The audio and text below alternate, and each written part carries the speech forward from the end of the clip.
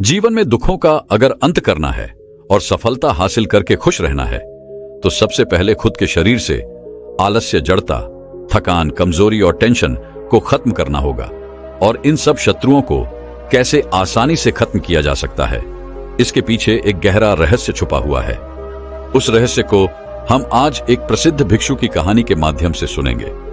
तो चलिए उस कहानी की शुरुआत करते हैं। दोस्तों, बहुत समय पहले की बात है। शहर से कोसों दूर एक पहाड़ की चोटी पर एक बौद्ध भिक्षु रहा करते थे। वह उस पहाड़ की चोटी पर कुटिया बनाकर अपना जीवन व्यतीत कर रहे थे। एक दिन किसी कारणवश उन्हें पास के नगर में जाना पड़ा और उस यात्रा के दौरान उन्हें एक लावारिस बच्चा सड़क पर मिला, जिसे देखकर उन बौद्ध भिक्षु के मन में दया जाग उठी और वह उस छोटे से बच्चे को आश्रम ले आए। अब वह छोटा सा बच्चा उन बौद्ध भिक्षु की देख रेख में बढ़ने लगा। वह प्रकृति की गोद में पलने लगा।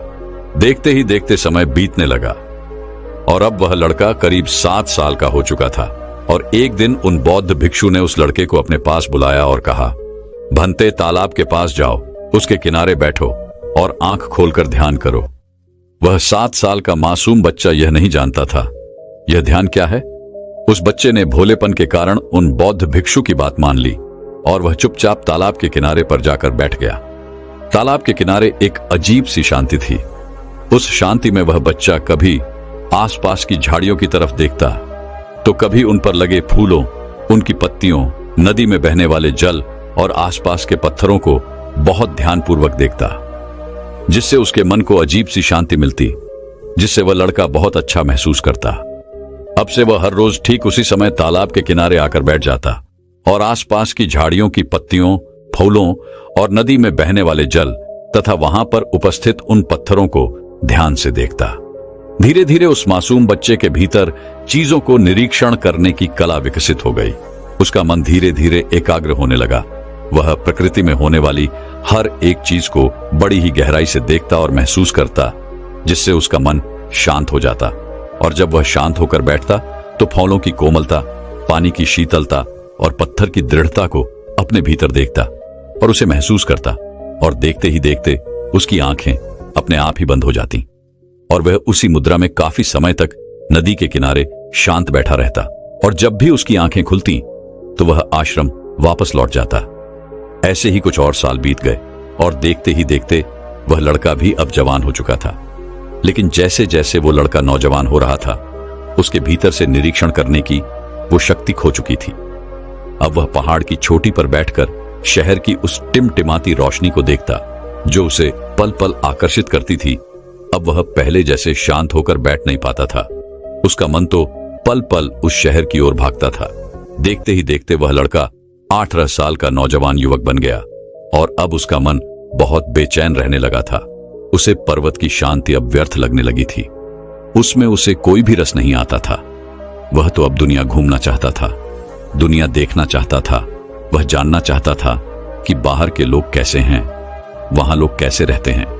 वह नए लोगों से मिलना चाहता था, उनसे बातें करना चाहता था, उनका रहन सहन देखना चाहता था।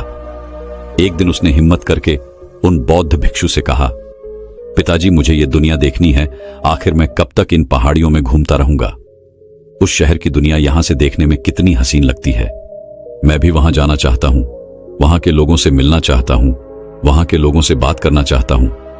उन बौद्ध भिक्षु ने उस लड़के की सारी बातें ध्यानपूर्वक सुनी, लेकिन उन्होंने उस लड़के की बात का कोई जवाब नहीं दिया, क्योंकि वह जानते थे कि जो भी इंसान के पास नहीं होता वह उसी के पीछे आकर्षित होता है, और जो उसके पास होता है इंसान उसकी कदर नहीं करता। इसलिए उन्होंने उस लड़के को समझाने की भी कोशिश नहीं की, बल्कि वह चुपचाप केवल उस लड़के की सारी बातें सुनते रहे। उधर दूसरी तरफ वह लड़का उन बहुत भिक्षु के कुछ कहने का इंतजार कर रहा था कि जब उन बहुत भिक्षु ने कुछ भी नहीं कहा तो वह चुपचाप वहां से चला गया। अगले दिन सुबह सुबह उन बौद्ध भिक्षु ने खुद ही उस लड़के को अपने पास बुलाया और उस लड़के के हाथ में एक पत्र देते हुए कहा, बेटा, तुम शहर जाना चाहते हो ना? जाओ, वहां का राजा मेरा बहुत अच्छा मित्र है। तुम उसे यह पत्र दे देना और जब तक तुम्हारा मन करे तुम उस राजा के पास ही रहना। वह राजा उन बौद्ध भिक्षु से शिक्षा ग्रहण कर चुका था और वह बौद्ध भिक्षु यह अच्छी तरह जानते थे कि वह राजा महल में रहने वाला एक सन्यासी है वह बहुत आत्मज्ञानी है। किंतु उन बौद्ध भिक्षु ने उस लड़के को राजा के बारे में कुछ भी नहीं बताया। लड़के को शहर जाने की अनुमति मिल चुकी थी और इस बात से वह लड़का बहुत खुश था। वह मन ही मन बहुत प्रसन्न था। उसने तुरंत ही अपना सामान बांधा और शहर की ओर निकल पड़ा। जब वह रास्ते में कुछ दूर आगे बढ़ा, तभी अचानक उसके मन में एक विचार उत्पन्न हुआ। वह यह सोचने लगा कि आखिर उन बौद्ध भिक्षु ने मुझे इतनी आसानी से क्यों जाने दिया। जैसे ही उसके मन में यह विचार उत्पन्न हुआ, वह बड़ा आश्चर्यचकित हुआ कि आज तक तो उन बौद्ध भिक्षु ने मुझे कहीं पर भी जाने नहीं दिया था, लेकिन आज उस राजा के पास उन्होंने मुझे इतनी आसानी से क्यों भेज दिया। जैसे ही उसके मन में यह विचार आया, वह लड़का तुरंत ही रुक गया और उसने उन बौद्ध भिक्षु के द्वारा दिया गया वह पत्र निकाला। उस पत्र को खोला तो उसमें केवल 3 ही शब्द लिखे थे और वह थे, केवल दिशा दिखाओ। लड़के ने जब वह पत्र पढ़ा तो उसे कुछ भी समझ नहीं आया और ना ही उसने उन 3 शब्दों पर गौर किया। उसने ज्यादा सोचा नहीं और वह शहर की ओर आगे बढ़ने लगा। शहर पहुंचकर लड़के ने राजा को पत्र थमा दिया। राजा ने उसे खोला और पढ़ा और फिर तुरंत ही उस लड़के का चेहरा देखा, जिसे देखकर राजा यह समझ चुका था कि उन बौद्ध भिक्षु ने उस लड़के को वहां पर क्यों भेजा है। राजा ने अपने सिपाहियों को आदेश दिया, सिपाहियों लड़के के लिए महल में रहने का प्रबंध किया जाए और इस लड़के को इस राजमहल की सारी सुख सुविधाएं भी मिलने चाहिए। उसके बाद वह राजा उस लड़के से कहता है, बेटा तुम्हारा यहां पर एक ही काम है, तुम्हें बस खुश रहना है। लड़का राजा की यह बात सुनकर बहुत प्रसन्न था कि उसे यहां पर कोई भी काम नहीं करना, बस उसे यहां पर आराम से अपना जीवन व्यतीत करना है। उस लड़के को राजमहल में वो सारी सुख सुविधाएं मिलने लगी जो राजा को मिला करती थी। ना तो उसे कोई काम करना पड़ता था और ना ही किसी प्रकार की कोई चिंता थी। वह लड़का राजमहल में बहुत खुश था और उसके पास अब समय ही समय था और अपने खाली समय में वह शहर में घूमा करता, लोगों से मिलता, लोगों से बातें किया करता। यहां तक कि उसने शहर में कई सारे लोगों से दोस्ती भी कर ली थी। राजमहल में रहकर उसने कई सारी किताबें भी पढ़ ली थी और ये सब करते हुए अभी उसे कुछ महीने ही गुजरे थे, लेकिन धीरे धीरे अब उस लड़के का मन इन सब से उपने लगा था। वह यह महसूस करने लगा था कि उसका मन हमेशा कुछ नया चाहता है, लेकिन जब कुछ नया मिल जाता है तो यह मन संतुष्ट नहीं हो पाता, अर्थात हमारा मन बेचैनी में रहता है। और जब लड़के को इन बातों का एहसास हुआ, जब उसने अपने जीवन में यह सारी चीजें महसूस की, तो उसके बाद वह दूसरों पर निरीक्षण करने लगा। वह हर सुबह महल के बगीचे में जाया करता। वह बगीचा बहुत ही सुंदर और बहुत ही मनमोहक था और यह बगीचा शहर का सबसे बड़ा बगीचा भी था और इस बगीचे में शहर का कोई भी व्यक्ति बिना किसी रुकावट के आ जा सकता था। वह लड़का अपना अधिकांश समय उस बगीचे में ही बिताया करता और वहां पर आने जाने वाले व्यक्तियों को वह ध्यान से देखता, उनका निरीक्षण करता। कुछ दिन निरीक्षण करने के बाद उसे यह पता चला कि लोगों के चेहरों पर हमेशा तनाव बना रहता है, चाहे वह कोई अमीर आदमी हो या फिर कोई गरीब, फिर चाहे वह कोई व्यापारी हो या कोई कर्मचारी। सभी के चेहरे को देखकर ऐसा प्रतीत होता था मानो लोगों का शरीर तो बगीचे में है, किंतु उनका मन कहीं और ही भटक रहा है। लोगों के मन में एक अजीब सा तनाव है। लोग किसी न किसी परेशानी में है, चिंतित है, जिस कारण वह इस समय अभी यहां पर उपलब्ध नहीं है।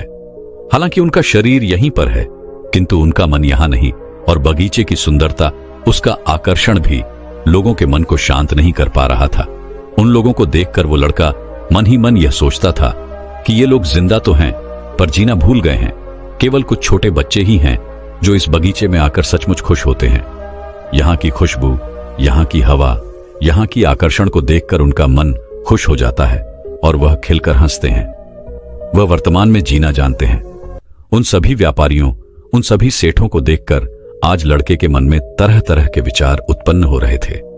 वह यह सोच रहा था, मुझे तो लगता था कि शहर में उन्नति करने वाले बड़े घर के लोग हमेशा खुश रहते होंगे, उन्हें किसी बात की कोई चिंता नहीं होती होगी, लेकिन आज यहां पर आने के बाद यहां का नजारा तो कुछ और ही है।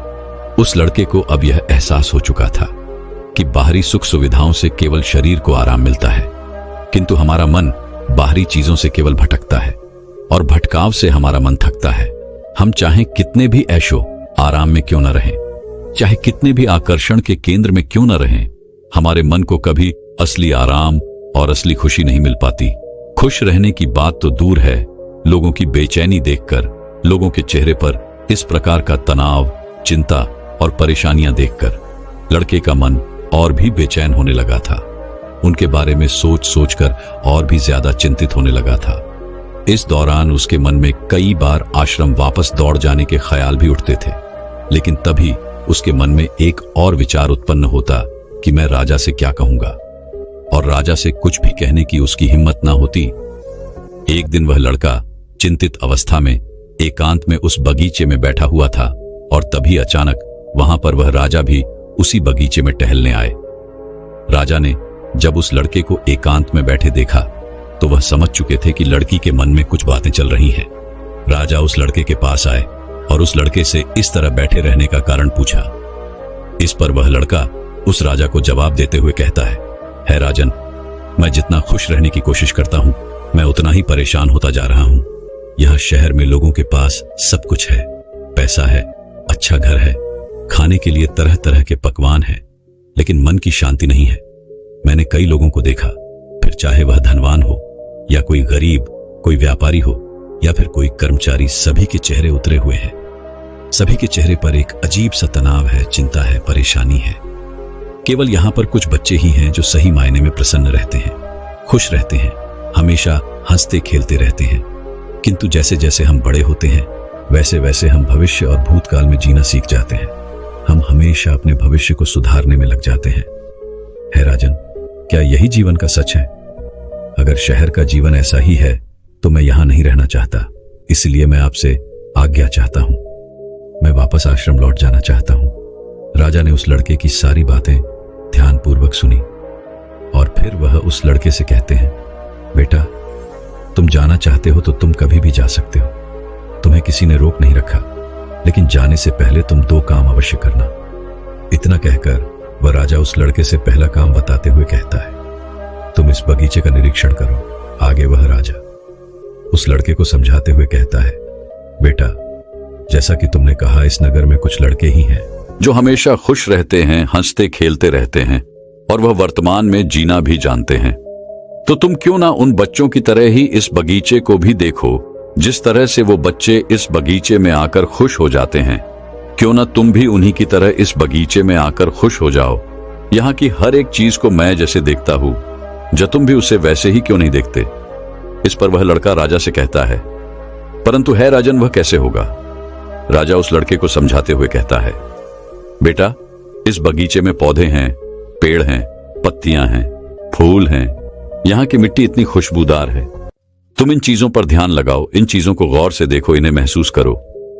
किंतु याद रहे, इन चीजों को देखते वक्त, इन्हें महसूस करते वक्त कभी किसी का कोई मतलब निकालने की कोशिश मत करना, किसी से कोई कहानी मत जोड़ना। तुम्हारा काम बस इतना ही है कि तुम्हें इन चीजों को गौर से देखना है, उन्हें महसूस करना है। इन चीजों से जुड़े मन में जो भी विचार आए, उन विचारों को केवल तुम देखते जाओ, उनका कोई मतलब मत निकालना, केवल देखते जाना। और उसके बाद तुम मुझे आकर बता सकते हो कि तुम कैसा महसूस कर रहे हो। इतना कहकर वह राजा वापस महल लौट आया। वह लड़का कुछ देर तक वहीं पर बैठा रहा और राजा की बातों पर विचार करता रहा, और शाम के वक्त वह भी महल लौटा और अपने कमरे में जाकर सो गया। अगली सुबह वह लड़का जल्दी उठा और बगीचे में आकर एक जगह पर बैठ गया। वह शांति से वहां पर उपस्थित उन पेड़ों और वहां पर आने वाली उन हवाओं को देखने और महसूस करने लगा। जब उसने बगीचे की तरफ ध्यान दिया तो उसने देखा कि चारों तरफ काफी सारी सूखी हुई पत्तियां बिखरे हुई हैं, तरह तरह की गंदगी है। यह देखकर उसके मन में विचार आया कि बगीचे की सफाई होनी चाहिए। तभी उसका ध्यान फलों की तरफ गया। उन फलों को देखकर उसे बहुत अच्छा महसूस हुआ। वह सोच रहा था कि फूल बहुत अच्छे लग रहे हैं, लेकिन तभी उसके मन में यह भी विचार उत्पन्न हुआ कि बहुत जल्द पतझड़ का मौसम भी आने वाला है, जिस कारण ये सारे फूल बहुत ही जल्द मुरझा जाएंगे और नष्ट हो जाएंगे। वह उन विचारों से जुड़ जाता, लेकिन जैसे ही उसे राजा की बात याद आती, वह खुद को उन विचारों से अलग करता, और इसी प्रकार वह उन सभी विचारों को देखता रहा। देखते देखते काफी वक्त बीत चुका था और अब उसका मन भी शांत होने लगा था। अब से वह हर रोज उस बगीचे में आता और इसी प्रकार वहां की सौंदर्यता, वहां पर उपस्थित पेड़ पौधे, फूल, पत्तियां, वहां की मिट्टी, हर एक चीज को ध्यान से देखता और उन्हें महसूस करता। देखते ही देखते ऐसे कई दिन बीत गए और अब वह लड़का जब भी उस बगीचे में आता तो वहां पर उस फूलों की कोमलता, पानी की शीतलता, धरती की स्थिरता और वहां पर आने वाली उन हवाओं को महसूस कर पाता। वह अपने अंदर उन्हें देख पाता, जिसे यूं भी कह सकते हैं कि वह लड़का उस बगीचे के साथ एक हो गया था और अब उसका मन भी पहले से बहुत शांत होने लगा था। जब भी वह बगीचे में आता तो कई घंटे वह यूं ही बैठा रह जाता और एक दिन अचानक उस लड़के को सुखद आश्चर्य हुआ। उसे इस बात का एहसास हुआ कि मुझे उन बौद्ध भिक्षु ने 7 साल की उम्र में यही खुली आंखों वाला ध्यान सिखाया था। और जैसे उस इस बात का एहसास हुआ, वह लड़का बहुत प्रसन्न हुआ और तुरंत ही महल में राजा के पास गया और राजा से कहा, है राजन, जैसा आपने कहा था मैंने वैसा ही किया और ऐसा करने से मैंने 3 बातें सीखी। पहली, जब हम किसी पर ध्यान देते हैं तो मन के स्पंदन या मन की अवस्था उसी वस्तु जैसी हो जाती है। इसलिए सही और सात्विक वस्तुओं पर ध्यान देने का महत्व है राजन, मैंने यह भी सीखा कि प्रकृति का स्वभाव शांत है, इसलिए इस पर ध्यान लगाने से, झरने की आवाज सुनने से, हवा की शीतलता महसूस करने से, धरती की स्थिरता महसूस करने से मन को बहुत आराम मिलता है राजन, मैंने यह भी सीखा कि जब हम दुखी होते हैं तब हम और ज्यादा मुसीबत या रुकावटों पर ध्यान देते हैं, जिस कारण हम और ज्यादा परेशान होने लगते हैं, चिंतित होने लगते हैं और इस परेशानी में हमारा दृष्टिकोण और भी नकारात्मक हो जाता है। हमारे मन में नकारात्मक विचार आते हैं, नकारात्मक बातें उत्पन्न होती हैं। किंतु यदि हमें इस दुख से बाहर निकलना है, यदि हमें उस परिस्थिति से बाहर निकलना है, तो हमें अपना ध्यान नकारात्मक बातों से हटाकर, अर्थात उन परेशानियों से हटाकर अच्छी चीजों की ओर ले जाना चाहिए जो स्वभाव से शांत हो, जिससे हमारे मन को ऊर्जा मिलती है। हमारा मन एक बार फिर ऊर्जा से भर जाता है।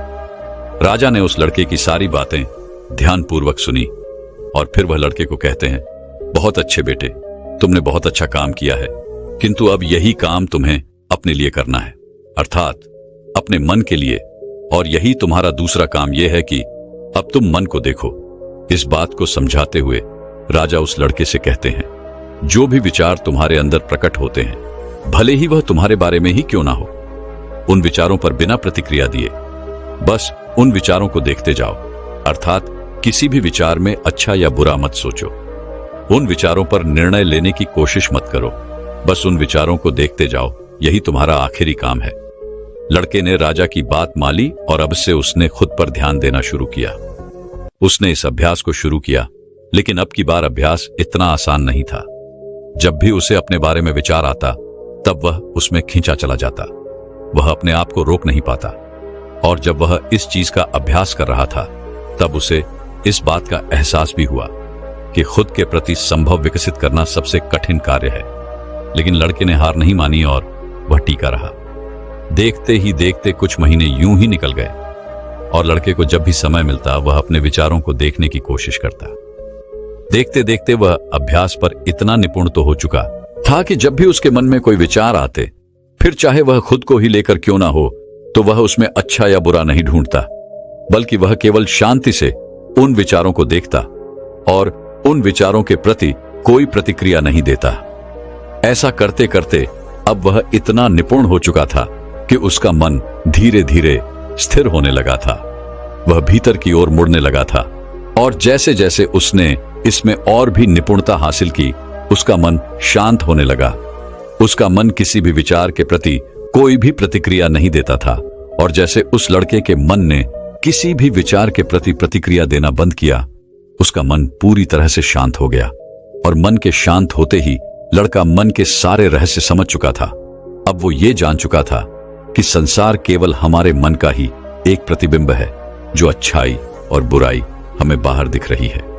ये सब कहानी है, ये सारी कहानियां हमारा मन ही बुन रहा है और ये सारी कहानियां हमारा मन ही हमें सुना रहा है। और इसी अच्छे और बुरे के चलते हम मन की बातों में फंस कर रह जाते हैं और हमारा मन हमें उन विचारों को बहा कर ले जाता है, जिस कारण हम कभी भी असली शांति और आनंद को देख नहीं पाते, उसे जान नहीं पाते, उसे महसूस नहीं कर पाते। अब उस लड़के को यह भी समझ में आ चुका था कि यह शांति ये खुशी हमेशा से मेरे पास ही थी। उन बौद्ध भिक्षु ने मुझे बचपन से ही इस शांति का एहसास करना पहले से ही सिखा दिया था। लेकिन मैं ही गलत था। मैं चीजों के पीछे भाग रहा था, मैं लोगों की खुशियों के पीछे भाग रहा था, मैं चीजें पाना चाहता था। लड़का यह जान चुका था, आंखें खोलकर ध्यान करना है, अपने मन के प्रति भी संभव रखना सबसे बड़ी शक्ति है। और यह शक्ति हमें यूं ही नहीं मिलती, इसके लिए हमें निरंतर अभ्यास करते रहना होता है। अपना अभ्यास पूरा करने के बाद आखिरकार वह लड़का एक बार फिर उस राजा के पास पहुंचा। लेकिन इस बार कुछ अलग सा था। लड़के की दृष्टि, सोचने और समझने का तरीका अब पूरी तरह से बदल चुका था। वह पूरी तरह से वर्तमान में आ चुका था। लड़के ने राजा को जब दरबारियों से बात करते हुए देखा तो राजा के चेहरे को देखकर अचानक ही लड़के को यह एहसास हुआ कि राजा के चेहरे पर भी वही शांति झलक रही है जो उसे अभ्यास के कारण मिली है। जो उन बौद्ध भिक्षु के चेहरे पर हमेशा बनी रहती थी, ठीक वही शांति, वही तेज राजा के चेहरे पर भी नजर आ रहा था। राजा अपना पूरा राज्यभार संभालते हुए भी पूरी तरह से शांत है। यह देखकर लड़के के मन में विचार उत्पन्न हुआ और वह यह सोचने लगा कि आज तक मैं ये सब कुछ पहले क्यों नहीं देख पाया। जैसे उसके मन में यह विचार उत्पन्न हुआ, उसे उसके प्रश्न का उत्तर भी स्वयं से ही मिल गया। उसे इस बात का एहसास हुआ कि मैं तो पहले अपनी मानसिक दुनिया में खोया रहता था, तो मुझे इन बातों का एहसास कैसे होता। मैं तो हमेशा भविष्य में जीता था, तो मैं वर्तमान में रहने वाले इन चीजों को कैसे समझ पाता। और ठीक उसी वक्त लड़के को उस पत्र में लिखे हुए वो 3 शब्द भी याद आए जो उसे उन बहुत भिक्षु ने दिए थे, केवल दिशा दिखाओ। उन तीनों शब्दों का अर्थ क्या था, अब उस तरीके को अच्छी तरह समझ में आ चुका था। लड़के ने उस आत्मज्ञानी राजा को प्रणाम किया और इनसे आज्ञा लेकर वह वापस अपने आश्रम लौट आया। दोस्तों, यह कहानी हमें 2 बहुत ही महत्वपूर्ण बात सिखाती है। पहला यह कि हमें अपने भीतर मोड़ना जरूरी है। वहां की यह जो भटकाव है जिससे हमारा मन थकता है, सुस्त होकर हमें नींद भी आ जाती है, लेकिन इससे हमारा मन कभी शांत नहीं हो पाता। हमारे मन को कभी चैन नहीं मिलता, जिस कारण हमारे चेहरे पर हमेशा तनाव, चिंता और परेशानी झलकती रहती है। और इसी कारण हम में से अधिकांश लोग हमेशा परेशान रहते हैं, तकलीफों से घिरे रहते हैं, क्योंकि वह समस्याओं का समाधान निकाल नहीं पाते। और इसका कारण है क्योंकि हमारा मन शांत नहीं होता। जब भी हमारा मन शांत नहीं होता तो वह किसी एक समस्या पर, अर्थात एक समस्या के समाधान पर ध्यान केंद्रित ही नहीं कर पाता। और जब तक हम एक समस्या के समाधान पर अपना ध्यान केंद्रित नहीं कर पाएंगे, तब तक हम किसी भी समस्या का समाधान कर ही नहीं सकते। इसलिए आपको यह बात समझनी आवश्यक है कि हमारे मन को शांत रखना बहुत ज्यादा जरूरी है।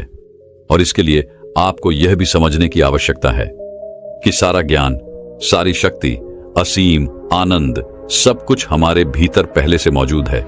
इसलिए सबसे पहले हमें अंदर मुड़ने की आवश्यकता है, क्योंकि जब तक हम भीतर के आनंद को नहीं देखेंगे, उसे महसूस नहीं करेंगे, तब तक इस बाहरी दुनिया में हमें कभी भी वो असीम आनंद प्राप्त नहीं हो पाएगा, ना ही हम उसे कभी महसूस कर पाएंगे।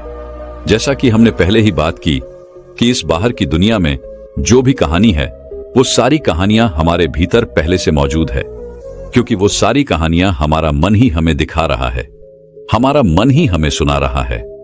किंतु अब यहां पर यह प्रश्न उठता है कि हम भीतर की ओर कैसे मुड़े। तो इसके लिए हमें संभव मन की आवश्यकता है, अर्थात नॉन जजमेंट, यानी कि हमें हमारे मन की कमियों को, वह चाहे अच्छी हो या बुरे हों, फिर वो चाहे जैसे भी विचार हों, हमें बस उन्हें देखते रहना है। ऐसा करने से हमारे मन के भीतर उस समुद्र की लहरें धीरे धीरे शांत होने लगती हैं, क्योंकि जहां पर हम अच्छे बुरे का निर्णय नहीं करते, जहां पर हम कोई जजमेंट नहीं करते, वहां पर किसी भी प्रकार की कोई प्रतिक्रिया नहीं होती, और जहां कोई प्रतिक्रिया नहीं होती वहां मन नहीं होता। अर्थात हमारे मन के सभी विचार पूरी तरह से समाप्त हो जाते हैं, विलीन हो जाते हैं, और हमारे मन में उठने वाली वो लहरें देखते ही देखते पूरी तरह से शांत हो जाती हैं। और जब समुद्र की वह लहरें शांत हो जाती हैं तो पानी स्थिर हो जाता है, शांत हो जाता है और स्वस्थ हो जाता है। और जितना हमारे भीतर यह संभव उत्पन्न होता जाएगा, उतना ही हम मन के इस चंगुल से निकलते भी जाएंगे, और फिर उतना ही हम भीतर से स्थिर होते जाएंगे। और जितना हम स्थिर होंगे, हमें उतनी ही स्पष्टता भी मिलेगी। किसी भी कार्य को करने के लिए हमें उतनी ऊर्जा भी मिलेगी। और यदि हम उस समय पर किसी भी एक समस्या के समाधान के बारे में सोचें तो वह भी हम आसानी से खोज सकते हैं। और इसके लिए आपको दूसरी बात भी याद रखनी चाहिए, और वह यह है कि केवल दिशा बदलने की आवश्यकता है। अर्थात जब भी हमारे जीवन में कोई परेशानी आती है तब आप जरा इस बात पर ध्यान दीजिएगा कि उस वक्त हमारा मन सबसे ज्यादा बेचैन होता है। उसी वक्त हमारे मन की समुद्र की लहरें तूफान पर होती हैं और उस वक्त हमें कुछ भी समझ नहीं आता, क्योंकि मन के समुद्र का वह पानी पूरी तरह से अशांत है। और जब तक वह स्थिर नहीं होगा तब तक हमें स्पष्टता कहां से मिलेगी। और जब तक आपको स्पष्टता ही नहीं होगी, अर्थात यही नहीं समझ में आएगा कि आपको क्या करना है, तब तक आप भला अपने समस्या के समाधान को कैसे ढूंढ सकते हैं। अक्सर ही परेशानी के वक्त हमारे मन में ये विचार जरूर आते हैं कि आखिर मैं इतना परेशान क्यों हो रहा, मुझे किसी भी समस्या का समाधान क्यों नहीं मिल रहा, मेरा मस्तिष्क काम क्यों नहीं कर रहा। जब आप इन सवालों के बारे में सोचेंगे तब आपको यह भी समझ में आएगा कि पिछले कुछ समय से आप कुछ गलत चीजों पर ध्यान दे रहे हैं, जिस कारण मन की शक्ति क्षीण होने लगी है, मन बेचैन होने लगा है। और जब मन के पास उतनी शक्ति ही नहीं होगी, जब मन स्थिर ही नहीं होगा, जब मन स्पष्ट ही नहीं होगा, तो वह आपको किसी प्रकार का समाधान कैसे दे सकता है। और इसी कारणवश हमारा मन और बुद्धि किसी भी समस्या का समाधान खोजने में असमर्थ हो जाते हैं। और इसी कारण हमें यह भी लगता है कि हमारा मन काम नहीं कर रहा, हमारा मस्तिष्क काम नहीं कर रहा। इसलिए अगर आप चाहते हैं कि किसी भी ऐसी अवस्था में आपका मन आपकी ओर से चले, अर्थात आपका साथ दे, तो आपको सबसे पहले अपना ध्यान शांत और सात्विक चीजों पर लाना होगा। अपने ध्यान को केंद्रित करना होगा और उसे एक सही दिशा देनी होगी। और जब आप ऐसा करेंगे तो आप देख पाएंगे कि धीरे धीरे आपका मन शांत होने लगेगा। आप उस शांति को महसूस कर पाएंगे, जिससे आपके भीतर एक नई ऊर्जा भी उत्पन्न होगी और आप कोई भी नया कार्य करने के लिए पूरी तरह से सक्षम हो पाएंगे। आपका मन उस कार्य को करने के लिए आपको संपूर्ण ऊर्जा प्रदान करेगा और बिना ध्यान के तो कुछ भी संभव नहीं है। इसलिए अपने ध्यान पर ध्यान केंद्रित करना सीखें, अपने मन के विचारों पर ध्यान केंद्रित करना सीखें, उन्हें सही दिशा में आगे की ओर बढ़ाना सीखें। और इसका निरंतर अभ्यास ही आपको इसमें निपुण बना सकता है। लेकिन हम में से अधिकांश लोग 1-2 दिन प्रयास करके ये सोचते हैं कि उन्हें ध्यान से कुछ नहीं मिलता, तो ये बात सही है।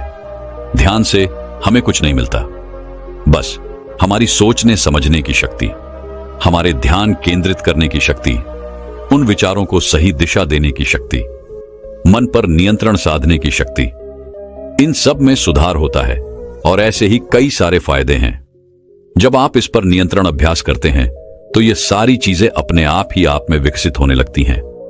हालांकि यह चीजें आपको नजर नहीं आती, लेकिन धीरे धीरे जब आप इन्हें महसूस करते हैं, इसका अभ्यास करते हैं, तो ये सारी चीजें आपको धीरे धीरे समझ में आने लगती हैं। और हां, एक बात और ध्यान रखिएगा, ऐसा नहीं है कि यदि आपने 1 महीने लगातार ध्यान किया तो उसके बाद आपके अंदर की यह सारी क्षमताएं आ जाएंगी। तो ऐसा होना संभव ही नहीं है और नहीं भी, क्योंकि यह आपके ध्यान शक्ति पर निर्भर करता है कि आपने वह ध्यान किस प्रकार लगाते हैं, आपका ध्यान कितना गहरा हुआ है। क्योंकि शुरुआत में तो हमें कई सारी दिक्कतों का सामना करना ही पड़ता है। जब शुरुआत में हम ध्यान करने बैठते हैं तो हम अधिकांशतः लंबे समय तक बैठ नहीं पाते और ऐसी अवस्था में हमारा मन भी स्थिर नहीं रहता। हमारे मन में तरह तरह के विचार चलते ही रहते हैं। लेकिन यदि आप उन विचारों को शांत करना चाहते हैं, उन्हें स्थिर करना चाहते हैं, तो आपको ध्यान में निपुणता हासिल करनी होगी। तभी आप अपने मन को केंद्रित कर पाएंगे, उसे एक सही दिशा दे पाएंगे। और जब तक आप उसे सही दिशा नहीं देंगे, तब तक आपका मन आपको यूं ही भटकाता ही रहेगा और आप अपने जीवन में कभी कहीं नहीं पहुंच पाएंगे। छोटा से छोटा लक्ष्य भी आप हासिल नहीं कर पाएंगे।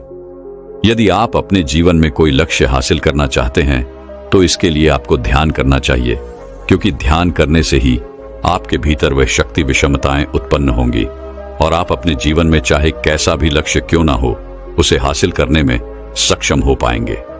यदि आप अपने मन को एकाग्र करना चाहते हैं तो आपको यह विद्या अपनानी ही होगी। दोस्तों, महात्मा बुद्ध कहते हैं, सबसे अंधेरी रात अज्ञानता की रात होती है। यह ऐसी रात है जो कभी नहीं गुजरती और इस अंधेरी रात में आप चाहकर भी कुछ नहीं देख पाते। सामान्य रातों में तो हम उजाले का प्रबंध कर भी लेते हैं, लेकिन अज्ञानता की रात में हमें उजाला अपना शत्रु नजर आता है। और अज्ञान हमें अंधेरे की ओर ले जाता है, इसलिए अंधेरा हमारा मित्र बन जाता है। और वहीं पर ज्ञान अर्थात प्रकाश हमें उजाले की ओर ले जाता है, हमें सही राह दिखाता है और हमें जीना सिखाता है। लेकिन आजकल की विडंबना ही यही है कि हम में से हर कोई अपने आप को ज्ञानी और महाज्ञानी समझने लगा है।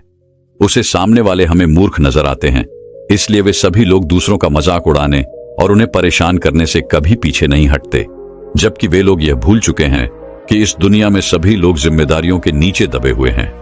सबके ऊपर कुछ न कुछ जिम्मेदारी है, सबके कंधे पर कोई न कोई ऐसी जिम्मेदारी अवश्य है जिसे निभाने में वह अपना पूरा जीवन लगा देता है।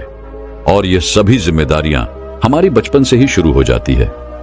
क्या आप किसी ऐसे आदमी से कभी मिले हैं जो अपनी जिम्मेदारियों से मुक्त हो चुका हो? नहीं ना, क्योंकि इस दुनिया में ऐसा कोई नहीं है जिसके सर पर जिम्मेदारियां न, भले ही कोई ऐसा व्यक्ति हो जिसे केवल अपना पेट ही भरने की जिम्मेदारी हो, लेकिन उसके सर पर जिम्मेदारियां हमेशा बनी रहती हैं। लेकिन हम इसी भ्रम में अपना पूरा जीवन बिता देते हैं। हम ये सोचते हैं कि बस इस जिम्मेदारी से मुक्त हो जाऊं तो मैं अपना जीवन शांति से बिताऊंगा, मैं अपना जीवन खुशहाली से बिताऊंगा। लेकिन मेरा आप सभी से एक प्रश्न है, क्या आपके जीवन में अब तक ऐसा कोई भी समय आया है कि आप उस जिम्मेदारी से मुक्त हो सके हैं? आपने आज तक बहुत सी जिम्मेदारियां निभाई होंगी, लेकिन क्या आप उन जिम्मेदारियों से मुक्त हो चुके हैं? क्या आप अब तक उन जिम्मेदारियों में नहीं बने हुए हैं? आप में से हर कोई हमेशा यह कहता रहता है कि मेरे जीवन में शांति नहीं है, मैं आगे तो बढ़ना चाहता हूं, मैं ज्ञान की प्राप्ति करना चाहता हूं, लेकिन मेरे ऊपर कई प्रकार की जिम्मेदारियां हैं और मैं अपनी जिम्मेदारियों के कारण आगे नहीं बढ़ पा रहा। एक बार मैं उन जिम्मेदारियों को निभा लूं, तब मैं इस मार्ग पर जरूर आगे बढ़ूंगा और मैं वह धरती की प्राप्ति करूंगा। और मैं बार बार आप लोगों से बस इतना ही कहता हूं कि ये जिम्मेदारियां आपका पीछा कभी नहीं छोड़ने वाली। जिस समय के इंतजार में आप अब तक जी रहे हैं, वो समय आपके हाथों में ही है और वह आपके हाथों उससे फिसलता जा रहा है, लेकिन आप उसे यूं ही व्यर्थ गवा रहे हैं।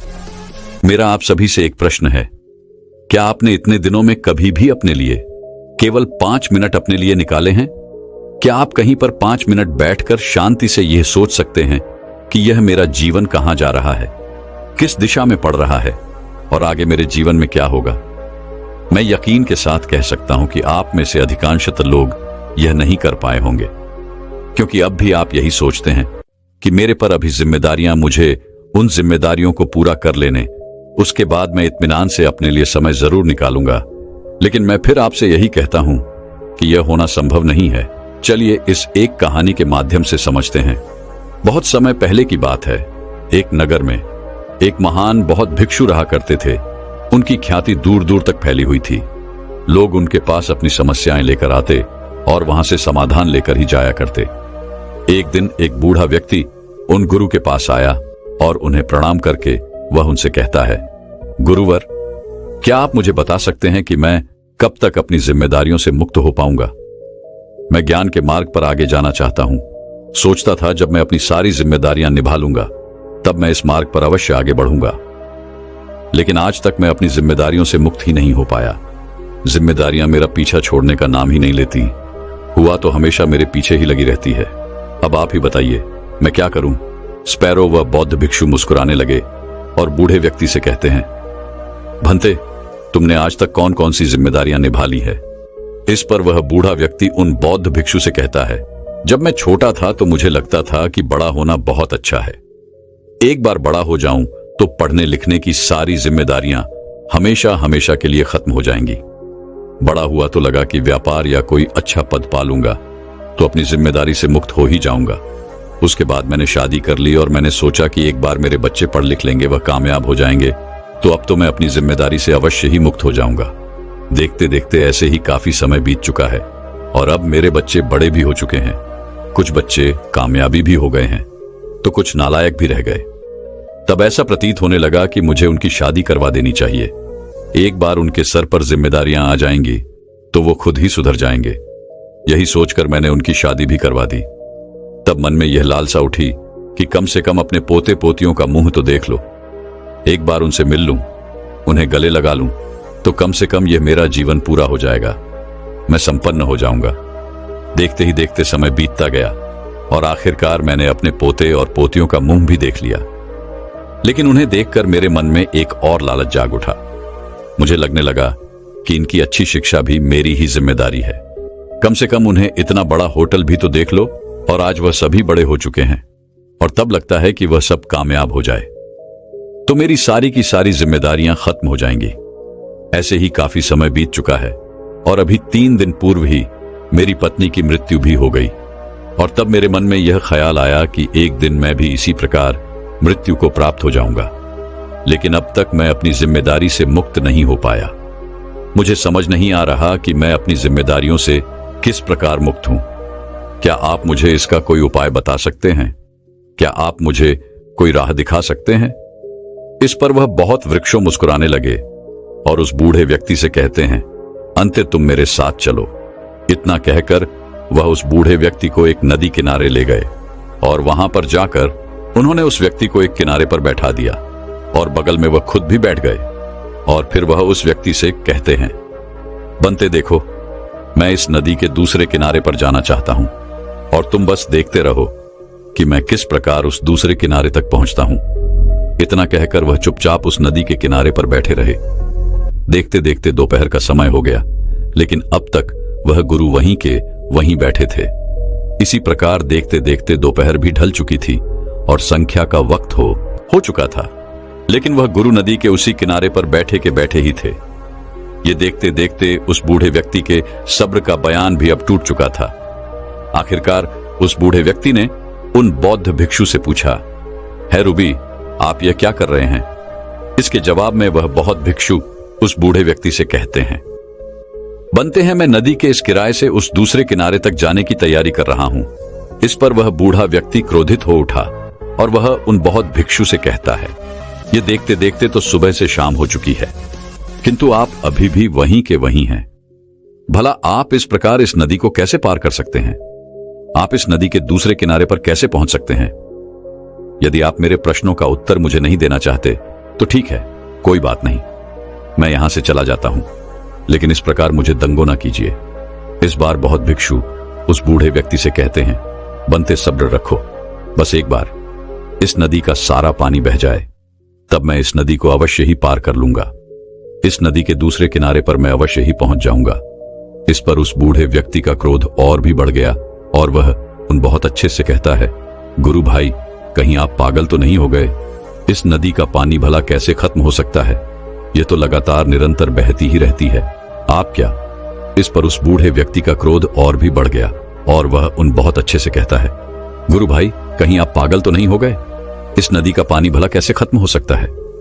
यह तो लगातार निरंतर बहती ही रहती है। आप क्या?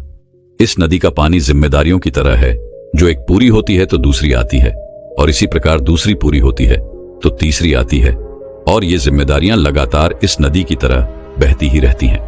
हमारी जिम्मेदारियां कभी पूरी नहीं होती, एक के बाद एक। इस नदी की पानी की तरह वह लगातार बहती ही रहती है, किंतु यदि तुम उनके खत्म होने का इंतजार करोगे तो इसी प्रकार तुम नदी के केवल एक किनारे पर बैठे ही रह जाओगे, और यही इस किनारे पर तुम्हारा कूड़ा का पूरा जीवन समाप्त हो जाएगा।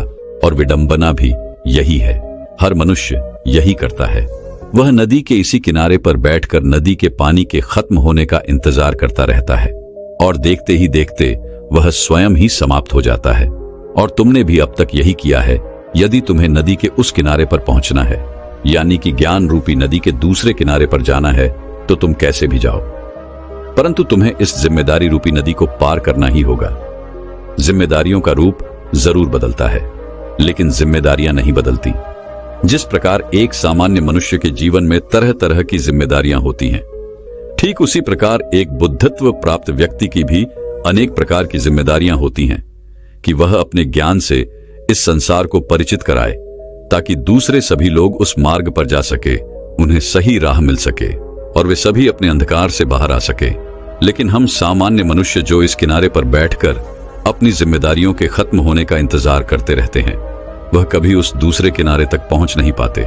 जबकि एक बुद्धत्व प्राप्त व्यक्ति जो नदी के दूसरे किनारे पर है, वह अपनी जिम्मेदारियां स्वतंत्र होकर निभाते हैं, और वह किसी जिम्मेदारी के बोझ के नीचे दबे नहीं होते।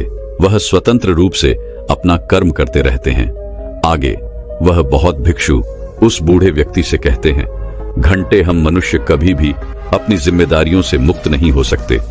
जब तक हमारा यह जीवन है तब तक हमें कर्म तो करना ही होगा, तब तक हमारे सर पर जिम्मेदारियां तो होंगी ही।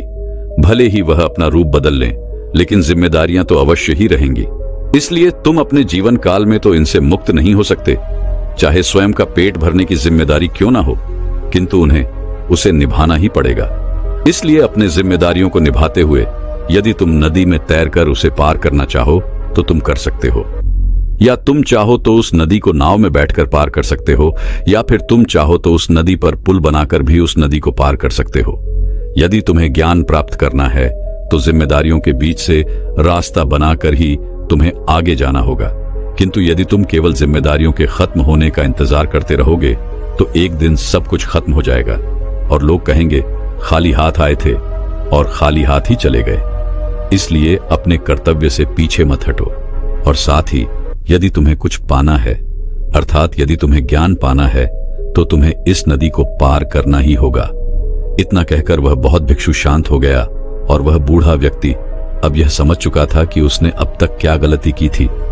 उसने उन गुरु को प्रणाम किया और उन बौद्ध भिक्षु से कहता है, गुरु, मैं आपकी बात अच्छी तरह से समझ चुका हूं। आप सही कहते हैं, मैंने अपना सारा जीवन कि वह नदी के इस किनारे पर ही बिता दिया। किंतु मैं आपको वचन देता हूं, अब से जो मेरा बचा कुचा जीवन है मैं इसे नदी पार करने में लगाऊंगा। मैं ज्ञान रूपी दूसरे किनारे पर जाने के लिए हर मुमकिन कोशिश करूंगा और मैं वहां तक पहुंचकर ही रहूंगा। दोस्तों, हमारे जीवन में भी कुछ ऐसा ही होता है। हम अपने जिम्मेदारियों के तले कुछ इस प्रकार दब गए हैं कि हम अपने लिए समय तक नहीं निकाल पाते। लेकिन आपको यह सोचना चाहिए, आपको एक पल के लिए यह विचार करना चाहिए। यदि आप अपने लिए समय नहीं निकालेंगे तो आप कभी यह नहीं सोच पाएंगे कि आपका जीवन कहां जा रहा है, किस दिशा में बढ़ रहा है। और यदि आप यह सोचते और विचारने में सक्षम नहीं होंगे तो आप भी उस नदी की तरह केवल एक दिशा में बहते ही चले जाएंगे। आप कभी नहीं समझ पाएंगे कि आपने अपने जीवन में क्या कुछ हासिल किया और क्या कुछ खोया। किंतु यदि आप एक बार के लिए, एक पल के लिए किसी भी मोड़ पर ठहर करके सोचिए कि आपने आज तक क्या पाया और क्या खोया और आगे आपको क्या पाना है, तो अवश्य ही आप अपने जीवन को एक सही दिशा दे पाएंगी। अन्यथा आपका भी जीवन नदी के केवल एक किनारे पर ही रह जाएगा और आप वहां से लोगों को आते जाते देखते रह जाएंगे, लेकिन आप कुछ कर नहीं पाएंगे।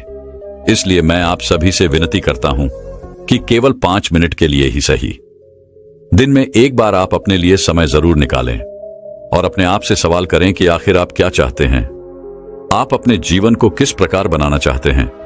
मुझे उम्मीद है कि आपको आपके प्रश्नों के जवाब जरूर मिलेंगे। दोस्तों, मैं उम्मीद करता हूं कि यह कहानी सुनने से आपके जीवन में अच्छे बदलाव आए होंगे। आपको इस वीडियो से क्या सीखने मिला, ये कमेंट करके जरूर बताएं और अपने परिवार, दोस्तों या आपके करीबी इंसान के साथ ये कहानी शेयर करके उन्हें भी इस ज्ञान से परिचित करवाएं। बाकी अगर आपको यह वीडियो दिल से अच्छी लगी हो तभी इस वीडियो को लाइक कर देना और आपने अब तक इस चैनल को सब्सक्राइब ना किया हो तो चैनल को सब्सक्राइब भी जरूर कर देना। आपका हर दिन शुभ हो और खुशियों से आपका जीवन भरा रहे। धन्यवाद। नमो बुद्धाय।